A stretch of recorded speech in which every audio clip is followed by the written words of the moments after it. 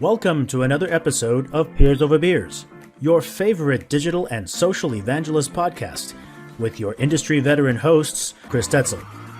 This podcast starts now. Welcome to another Peers Over Beers. I'm Chris Tetzel, and I'm Nicole Saunders. Nicole, it just rolls off now. So you've done so many of these. I'm a pro. How have you been? Good. Always busy, but it's starting to get to be summer. This is like the really nice time for weather in Wisconsin, so that's been good. I've been getting out and gardening a little bit. Awesome. Getting back on the bike, bicycle, not motorcycle. But yeah, I think probably a lot of people can relate to an experience that I've been having lately, which is kind of across the tech sector. We're seeing things slow down. Companies are getting ready for this potential recession. Belts are tightening. A lot of regulations are going into place. And I know for me, that's put me into a place of doing a lot of evaluating of our work and our strategies and that kind of thing. So it's been interesting. It's been a couple of weeks of being really reflective on okay, what are our goals and objectives and what do we do and what is everybody's role exactly and really evaluating that. And it's led to some good learnings and some stuff that's still in process. How about you? Have you been seeing that kind of thing happening? I have. I think that, organizations, and you see it on LinkedIn and other news and stuff like that, some organizations are going either through some layoffs or, they're not hiring. And, I'm the positive is from my standpoint, community is rocking and rolling, but it is also creating a lot of work for myself because I'm still the only person in community and have multiple jobs and hats and things like that. So from a hiring standpoint, I think I could probably say this is at the moment we are still hiring, but just more for specific roles, right? The more kind of key roles there. And so, the outlook to get a community head is going to be probably extremely difficult. And so, I'll just have to continue on doing what I'm doing, but there's been so much demand or whatever lately that, and we kind of talked about this in the pre-show, is how do you say no to certain things that come up? Yeah.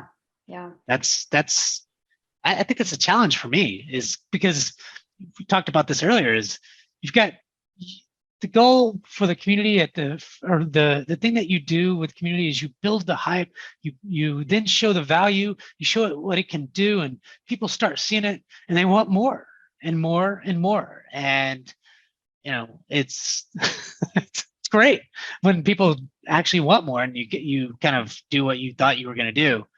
But then, there comes a time to where, well, you can't do all those things. It's the last thing you want to do is get people excited, and then they finally come to you, and you're like, "Oh no, we can't do that." Right? You don't want to have that sort of disconnect, but it's also true that you can't do everything, and especially if you're in a situation where you're not able to hire as much as you thought, or if you're going through a budget tightening exercise, or if there's even just more scrutiny on the work that you're doing.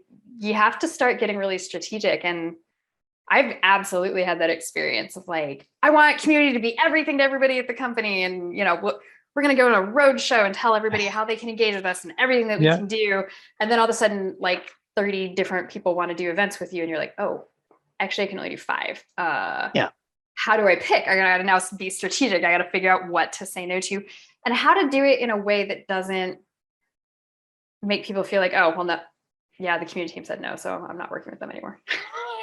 Right? Yeah, well, it's kind of like anything. We're not the only ones in the business that have that problem. Absolutely. You know what I mean? Yeah. You can imagine, sales folks maybe saying to marketing that, hey, we don't do enough events, or hey, we need to do campaigns on this thing, or there's always opinions out there, and maybe it's more about, and I've been thinking about this too, and you tell me what you think. It's more about community leaders like us learning to do what everybody else is doing. You know what I mean? And becoming business leaders and being seen internally as the business lead, and community kind of being a part of the business, Well, and go ahead. no, go ahead. I was going to say, I think it all comes back to being strategic and your Mm-hmm. strategy and knowing what does fall in your wheelhouse and what doesn't. And community can do so many things and be part of so many programs. And it's where you have to start to prioritize. And, to your point, when I think about other teams of the company, if I want something from this team, I got to submit a request for it a quarter ahead of time. And then they prioritize things and tell me what they can and can't do. And my team should function in a similar way. And yet we've always just sort of bent over backward to try to accommodate everybody at all times because we want to be those good partners and we want people to engage in community and see it as a valuable channel. But yeah, there are points in time where you either get too busy or where things get too tight for you to be able to just accommodate everything on the fly. And so you have to know, what is my strategy? What are my priorities? What do we do? What don't we do? And what don't we do right now? And so, we've been really kind of looking back at our strategy saying, okay, really, what is it that we do? What is the nugget that is at the center of what our team is all about? Yeah, I think that's so important because, the last thing you want to do is do so many things that you're not effective. And so what's Right. going to make the biggest impact? So that's where the strategy comes in and saying, well, today we're focusing on, community-led growth. Okay, well, what does that mean? And then that's the activities that drive community-led growth will be what we're focused in on. And that's it, right? Not, how do we do this event? How do we do that event? Nope. Does this kind of fit into what we're trying to do? And, something I've been learning as of late is, and again, I'm learning and I'm on the marketing team. I report into the CMO, but I've got to work with his leaders. And, the hard part is, so I've created this really cool thing, it's a webinar program. I call it the Reltio Community Shows. And, I have shows almost every week now, and it's a time suck. But what marketing wants, or certain people in marketing, and, it's kind of leading to this, is how do we kind of pull this all together, right? Like if we're doing campaigns, and Chris, you're doing a community show on, let's say, data quality, but we're not, and you're doing it on data quality in June, but we have this whole campaign going out on data quality in July, you kind of missed it. You know what I mean? And so how do you strategically insert yourself? So it's more of those kinds of things. Like, how do I play well with marketing? It's, well, some degree, I've got to stop thinking, okay, I need all these shows, which is helpful to the community, which is very important. But how do I also think about working with the business and making the biggest impact from our business standpoint, rather than, hey, all I care about is our community and what the community is doing. Yes, it's important, and you should think that way, but you should also think, and somebody told me this today, actually, our CEO, Chris, you do a really great job of this. What really kind of getting the community going. He goes, what you need to work on is the internal business, right? Not that you're not working well with, individual contributors and everything else, but how do you do the same thing that you're doing outside of, with the customers, partners, and even on LinkedIn and the stuff that you do? How do you do that internally too, at the leadership standpoint? If you want to move your career further, that's what you're going to have to do. Or because that's my view. I was like, Jesus, that was harsh, but that was good. I mean, sometimes the harshest feedback can be some of the most useful, right? It can be hard to hear that kind of thing. I don't know if I got off there, but that was okay. Kind of was on my mind a little bit around the business piece. Yeah, well, and I mean, it's all part of the same story, right? Which is that, and I think this is a topic that we've sort of touched on a couple different times in different aspects, which is really that as community is becoming a bigger part of businesses and business strategies, community professionals really have to start to level up to not just being really good at community, but being good at business. That's right. And understanding the relationship between the community and the business and starting to tie those things together. And whether that is helping to manage an internal community as well as an external community, bringing insights and reporting from the community and raising those up and sharing those out across the company. I know early in my career, I was always like, well, everything I do is public. Like if anybody's interested in the community, they can just go look at it, right? But like, that's not really what the business needs. What the business needs is me going in every week and saying, okay, we've answered this many questions. Here are the topics that customers are really concerned about. Here's a really interesting product suggestion that came out of the community. There's a group of users that are kind of upset about this thing that we did that we need to rectify with them. Those are the insights that a business really needs us to draw in and bring into it. And again, aligning it with the priorities and the strategy, right? It's not just, oh, there's 37 posts in the community this week. So what?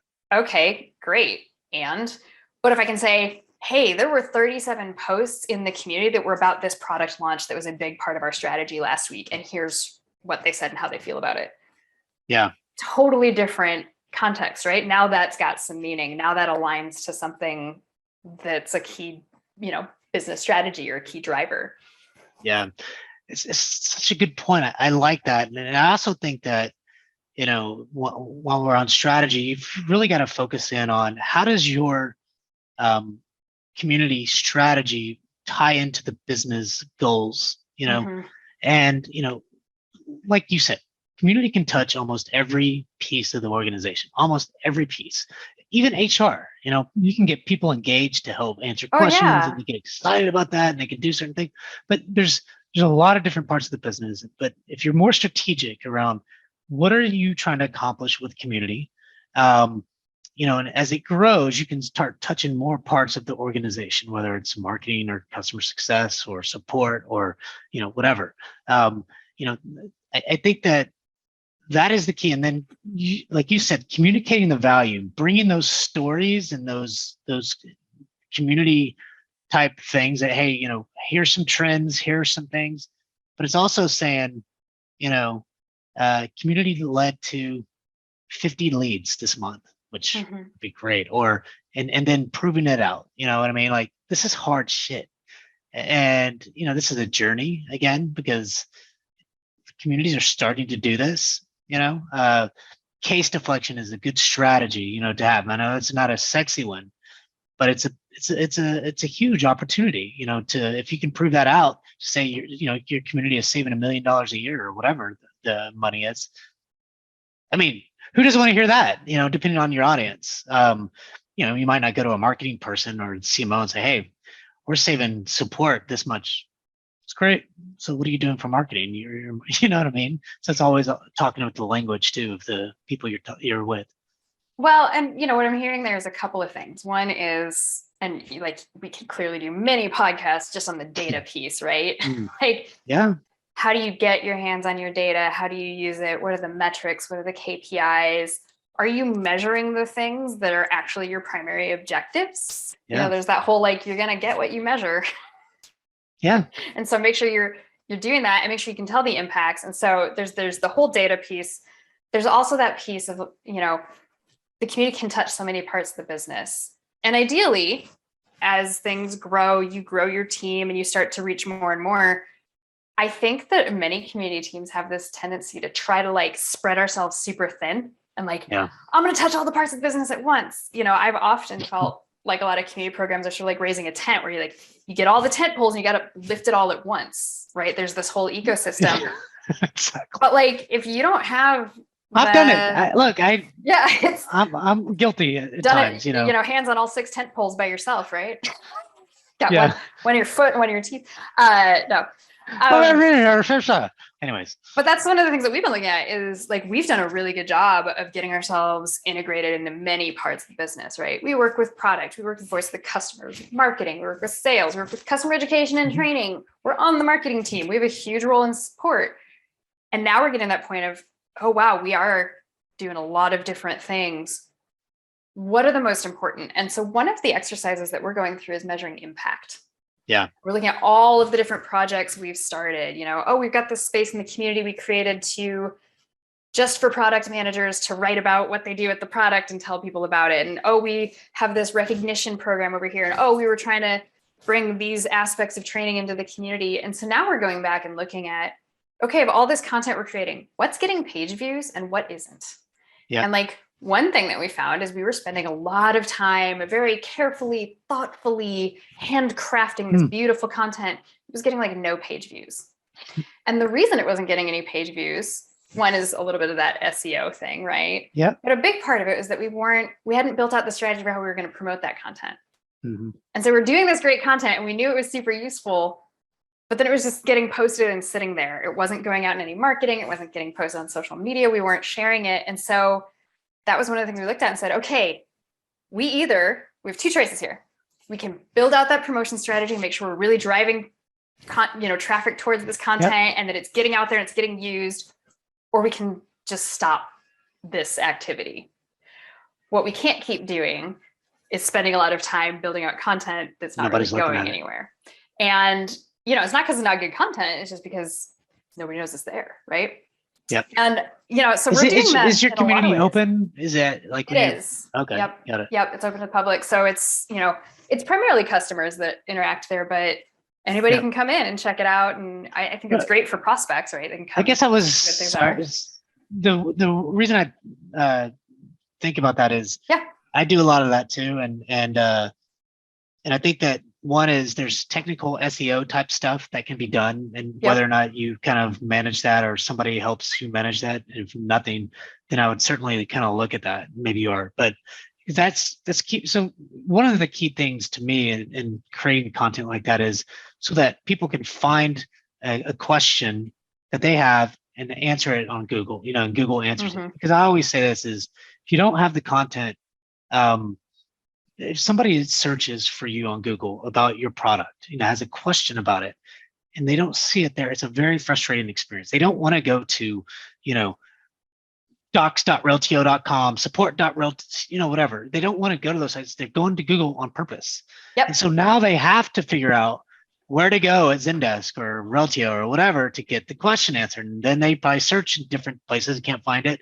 And maybe eventually they find it, but it's a very frustrating experience. And then when they do find it on Google, they're not excited about it. They're just expected.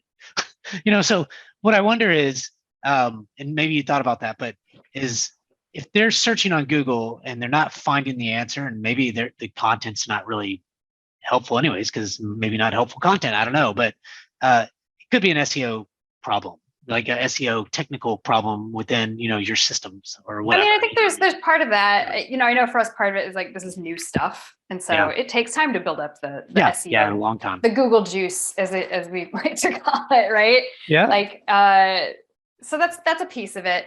Yeah. But, the bigger point is really just like how important it is to regularly look at sort of the portfolio of all of the work that you or that your team is doing. By the way, thank you for bringing this back. Yeah. Always. I'm always like, come on, Chris, over this way. You're getting too, sorry about that. No, not at all. These are all like important aspects of it, right? And and that is part of that valuation. Okay, is it an SEO problem? Is it a promotion problem? Are we not putting this in the right format? Should it live somewhere else? But the key thing there is that we can't just keep doing what we're doing. Like once we've recognized, like, okay, this isn't really delivering, we either have to do something different or we should stop doing it. And it is absolutely. I think that's the hardest thing sometimes, especially when there's something that you feel really deeply is like, oh man, this is going to be like so great for my members and they're going to love it so much. And then if it doesn't work the way that you were expecting, sometimes it feels like, well, maybe if I just do it a little bit more. and really what you have to do is evaluate what's working about it, what's not. And I think when we get into these periods of time where we have to start being like extra strategic, right? Whether it's because you're delivering something or your organization's going through a change, or, like we're seeing at the top, like maybe you've got a budget cut, or maybe you didn't get headcount you were counting on or something like that. You have to really dial in. And the first thing to do is look at, what am I doing right now? How much of it aligns with my top priorities? Yeah. What is the stuff I'm doing that doesn't really align? And then of all of those things, what's working and what isn't? You gotta take the things that aren't working and either figure out what's going to make them work or scrap them. You can't just keep letting them zombie on, because they're just going to weigh you down and hold you back. And so I'm really excited to see, my team and I are doing a little exercise right now where we're all keeping track of where we're spending our time, right? We're basically filling out timesheets, and it's not a fun exercise. Are you writing Peers Over Beers? Yeah. I think this falls in brand awareness campaigns, or maybe professional development. Professional development's good. I like it. I'll put a subcategory though.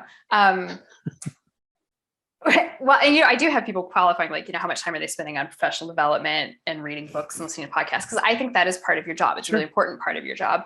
But it's going to be really interesting to see, because I suspect what we'll find, and I suspect most teams would find this, is that most of us probably spend most of our time not actually working on our top priorities, right? If you say, like, these 2 programs are my top priorities, but you're only spending like 8 hours a week total on them, and then you're spending a whole bunch of time checking your emails and organizing your tasks and being in meetings and things. And so the reason I'm doing this is really just so that we can have a good discussion and an informed discussion about where we're spending our time, where are the things that are inefficient that we could maybe automate or stop doing or hand off to other people, and how can we refocus so that we're actually spending most of the time working on the things that we've stated are our key priorities and our key deliverables this year. And I think this is something that we all imagine we would do on a regular basis, but you actually really have to stop and take a couple weeks and sit down and look at it and talk through it and make sure that you are spending most of your time working on the things that are the highest priority. And this is like not a community specific thing. This is for anybody, but I think it's particularly helpful for community teams because we get pulled in so many different directions. Such a good point. And, I kind of find myself here, and here at times. And totally, and you're like, right now that's important. Right now that's important. Right. But if you kind of look back and you start thinking, but I have this thing that I have to get done over the year. Am I making headway to this year, of getting these goals and things like that done? It's everything that I'm working on for the most part. I'm not saying you don't do one-off whatever things, but is it aligning with that, like you said, the strategy that you're trying to accomplish and the roadmap that you've put together for your teams to go and accomplish? And if it doesn't, then you kind of know where you can cut. I'm not saying that you just cut everything, because life is life, right? You got to go to meetings sometimes and but you can say, I'm going to these meetings every week and really doesn't align to what I'm trying to accomplish today or the year. So you can easily at some point say, look, I can't go to this meeting anymore. I'm not going to be able to accomplish my goals. And then that gives you more time back to be able to accomplish those things. It allows you to prioritize. I love that you're doing that because it's so easy to get off. Like it's just, I mean, your example right at the top of the podcast, right? Oh, somebody came to me and they had this special project. And they wanted me to do it. And I felt like it was really important to say yes to them. Yeah. But does it align with the community strategy? And I think the really cool thing is, like, once you really focus on your strategy and once you know your priorities, it creates space to be able to say no. If you don't know what your strategy is and somebody comes to you and says, oh, can we do this special thing? You're like, yeah, I guess sure. But if you say, you know what, I love that idea, it really doesn't align with our strategy right now. So maybe it's fit important. It in July, or, I think this will really align with the stuff that we're going to Q3. Let's put it there. And it creates a really great way for you to be able to start to control your time. Yeah. And to be able to know what to say yes and no to and why. Why are you saying yes or no to things? Yeah. I think too is like, if I had a team, what, just from this conversation, something I would say is, if you don't know the strategy, one, have one. And then two is, if you don't know it backwards and forwards, because maybe you're not the one as a community manager putting that together, maybe your leader is or whatever, or you're helping or whatever it is, maybe you should go back and continue to look at that and saying, well, do these kind of tactical things or whatever align with what I'm trying to do? Because sometimes I have to go back to my own strategy and think, I'm supposed to accomplish, this many references, this many whatever. And I'm like, what am I doing to do that? Like I haven't done anything lately to do that. So like, you're a runner, right, Chris? Yeah. And if you were getting ready for a race, it'd be a real bummer if you got to the day before race day and you're like, oh, I didn't really train. I was doing some I got distracted by other things, right? No, if you're running a race, you've got a schedule of like, I'm doing a 2-hour run on Tuesday. I'm doing active recovery on Wednesday. I'm doing strength training on Thursday. Like, you have that, and you know that you have to hit almost everything in your plan so that you'll be ready for that race. And yet a lot of us approach work like, we'll put out our plan and our goals for the year, And then we take off moving and we never do Yeah, like, we forget to go back. Am I We sticking to forget my to go training back. plan? Exactly. We forget to go back to the plan and kind of look at that. And that's what the roadmap's for, and to really kind of keep you on track. And probably as a leader, it's something that you should go over with your team, every so often to say, hey, look, here's our roadmap. This is what we're getting, this is where our strategy is, and then this is how we're going to accomplish it. Let's make sure we're on track. And I like how you're kind of, in a sense, tracking some of the, everybody's tracking sort of what they're doing. And, then it probably allows you as a leader to say, great, what are some of those things that, here's our goals, but so-and-so mentioned, or maybe you don't, maybe you look at your own self and say, I've been doing these things, right? And that looks like I probably shouldn't be doing these 3 things that I've been doing for the last, I don't know, however long. So I'm going to stop doing at least 1 or 2 of them. What are some of yours that you're trying to, you know what I mean? Like, I'm thinking out loud because this helps me, to be honest, like, to be selfish. Hey, I'm here for it. So I'm just kind of bouncing that thought, to even a further kind of thinking, because I think that I think that's so important, and I don't do it enough, to be honest. I should, but I don't. Yeah, I mean, I would say this is probably the first time I've really put my team through it rigorously, where we actually have like, okay, we're going to track our time, and then we're going to look at our goals, and we're going to figure out what aligns and what doesn't, and where there's gaps, right? Maybe there's something we're really trying to accomplish and nobody's working on it right now because we're all doing other things, or we all think somebody else is doing it. And so I think it's an important exercise, and I'm really excited to see what the outcome of it is. I think for my team, it's going to really help us feel really clear on what we're doing, how we're working together, how we're going to get to and accomplish the things that we're accomplishing. And again, it gives us that ability to say no, or to recognize like, hey, that is a great idea. Let's put that on a backlog. And next time we're doing strategy, let's talk about how we can incorporate it. But right now we don't have space to add anything else. Yeah. Is that hard for you to say, don't do that anymore to your team? Oh, it's so hard. It's the worst. Especially like if it's something that, I hear the quote a lot, like communities built by doing things that don't scale, right? And that's so true, especially early on. You got to be super hands-on and do things that like work when you have 100 members that would not work if you had 10,000 members. Yeah. And so I think the hardest thing is when we've got those things where we're like, man, this is like super awesome impact for these 6 people. And you're like, okay, but we got to serve like 600 now. So like, I hate to tell you not to do that thing because I know that it is super valuable for those 6 people, but we can't keep focusing on just those 6 people. You gotta get out there a little bit broader, or, hey, we're gonna have to put it on pause and come back to it. And so that's hard. And it's also, I know for me, I like to give my team members the opportunity to learn the things they want to learn and pursue what they're interested in the context of their jobs. Yeah. And so I'm constantly sort of like trying to figure out how we can organize our work in such a way to create opportunities for people to build the skill sets they want to build, get the experience they want to experience. And so that's why it can be tough sometimes to say no. Yeah. Right. Because maybe somebody really wants to learn something. I'm like, man, I get that. And I see where it would be valuable for you. And we can't do it right now.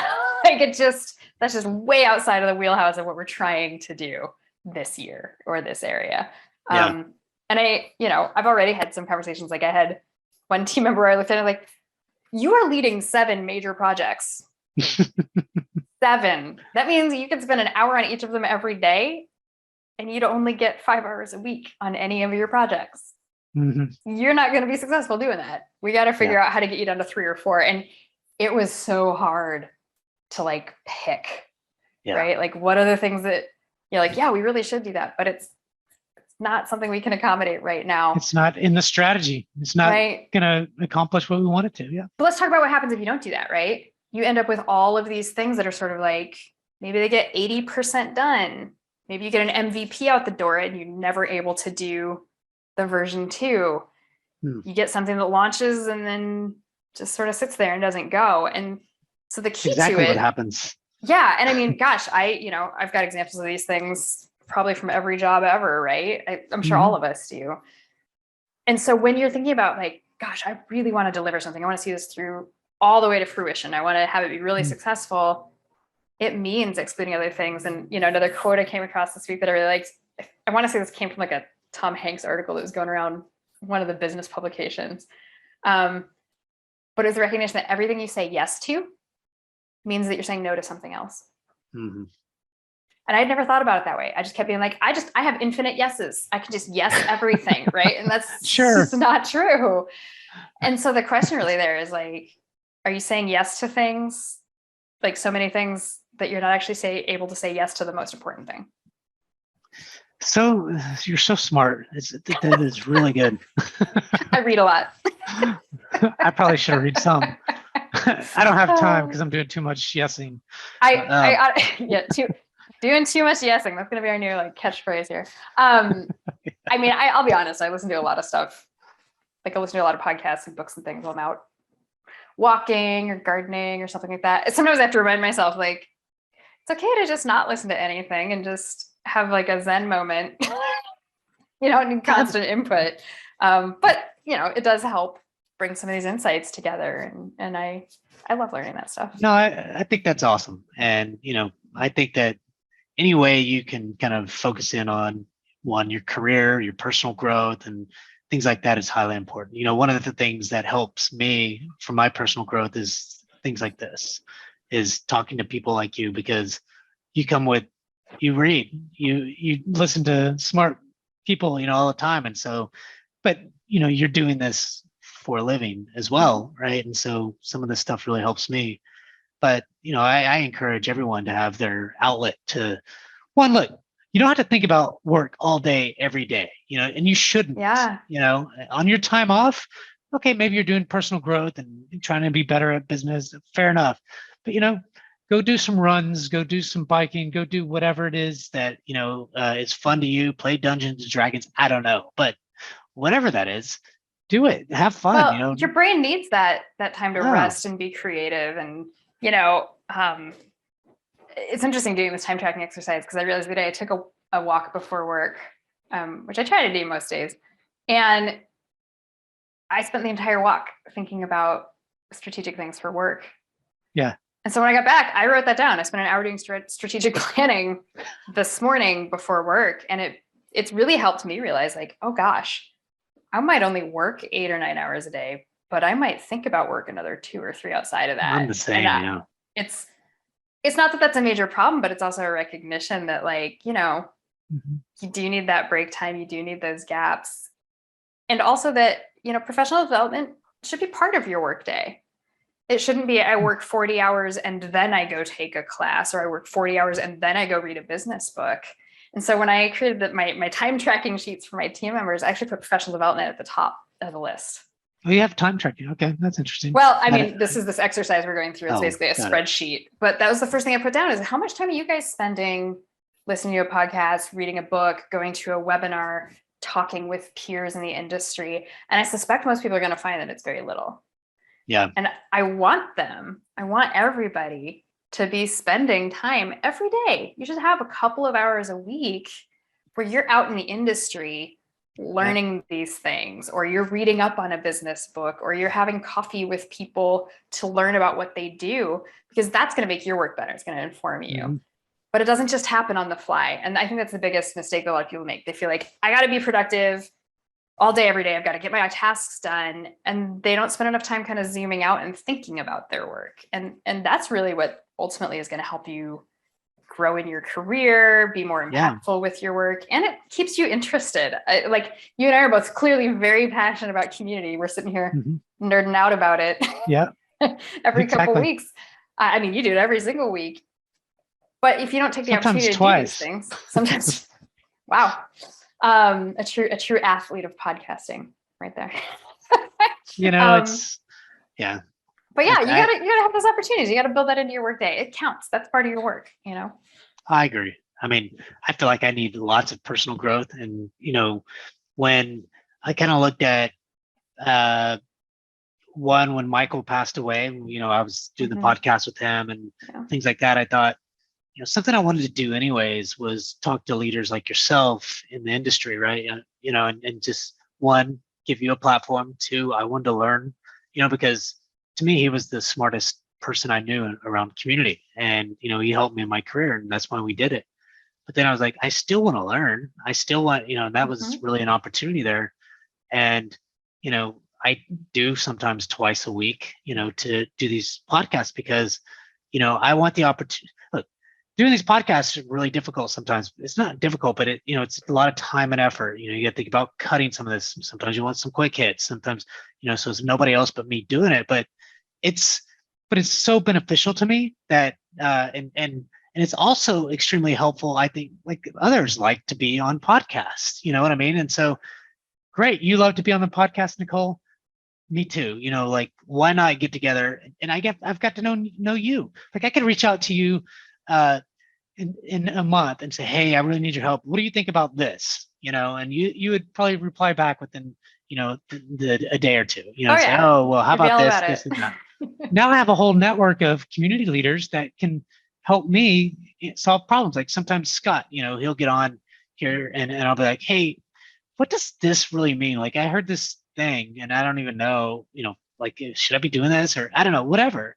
And you just have somebody to go to in a network that will reply to you instantly, Well, and it's so valuable, one, because it's so important to get diverse perspectives, right? And have a number of different people you can tap into, but also you're the only community person at your business, right? Exactly. And I think for so many of us, we're often the top community expert. We may have more depth and experience in community than our own managers, because community typically, it's still pretty rare for there to be a chief community officer or even a VP of community. That's right. Therefore, you need other community professionals that you can lean on when you're facing these problems where it's like, okay, I could talk to my boss about it, but I'd have to explain like all of this context for them to have in order for them to help me through this decision. But if you can go tap into another community professional that, okay, yeah, I know what that kind of a thing is. Let's dive into the problem solving. That can be really, really, really valuable. And, it's part of why, like you said, you do this with the podcast. I try to have conversations like this with other community professionals a couple times a month. Just awesome. Have coffee, pick their brain, get to know them. And it's something I really encourage all of my team to do too, because that's been the single best thing for my personal growth or my professional growth really is just been sharing knowledge with other people. It's so funny. People are like, so what communities do you participate in? I'm like, community manager communities. Yeah, exactly. Very meta. It kind of is, right? That's funny. Well, Nicole, this has been really, really good. I hate to cut this off, but I know we could just keep going for hours, but people probably don't want to listen to a 3-hour long podcast. Huh? Yeah, I think 40 or 50 minutes is probably good enough. Pretty good. Yeah, I think so. Quick, easy. So, well, thanks everyone for tuning in to another Peers Over Beers. I'm Chris Detzel and I'm Nicole Saunders. Thanks again, Nicole. Thanks, Chris.